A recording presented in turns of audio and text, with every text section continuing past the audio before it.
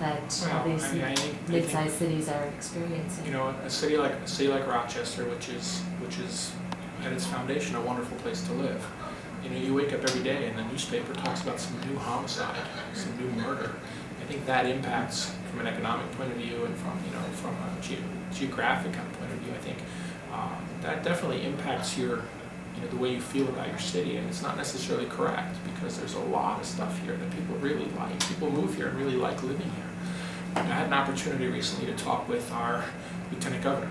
I don't know if you know our Lieutenant Governor in New York State is a guy by the name of Bob Duffy, who grew up in Rochester, was a police officer in Rochester, was police chief in Rochester, and then was the mayor of Rochester before he went on to become Lieutenant Governor. And we had him come and speak at one of our recent conferences, and he had a very unique perspective, having grown up in the city, clearly been born and bred, spent his whole life here. Then as police officer, police chief, having to control the violence and come up with strategies to reduce violence. And then as the mayor, have that be part of the equation as you're trying to sell your city, because you want new business, you want new people to come into your city. It's a very unique perspective because all of those things impact how people feel about living here. And even though maybe you don't live in the city, maybe you live in a suburb, you're still looking at every single day you're turning on the news and something's going on like this. And at the end of the day, that's totally preventable. It's totally preventable, and you don't want to see that. And there are other cities around the country where they don't have that problem. So what's different about ours?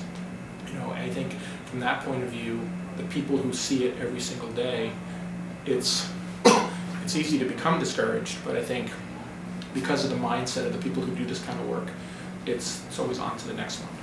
Mm-hmm. I think you're not going to get discouraged by this one. You're going to move on to the next one, try and do the best you can. And I think overall, certainly the folks here in Rochester who do this work are committed to putting themselves out of business. So it's not just 3 doctors, or 2 social workers. It's like the group as a whole is evolving to the mindset of let's put ourselves out of this particular business because there's plenty of other work to do. And I think the nurses are getting involved. I think from the EMS perspective, people are getting involved. I mean, there's also opportunities through these partnerships. They are helping us with our intervention effort, but we are helping them with their various prevention efforts. And we do things with the school district on an annual basis, and we do things with probation and parole and stuff like that. So we help each other, and I think we get some support from doing that as well.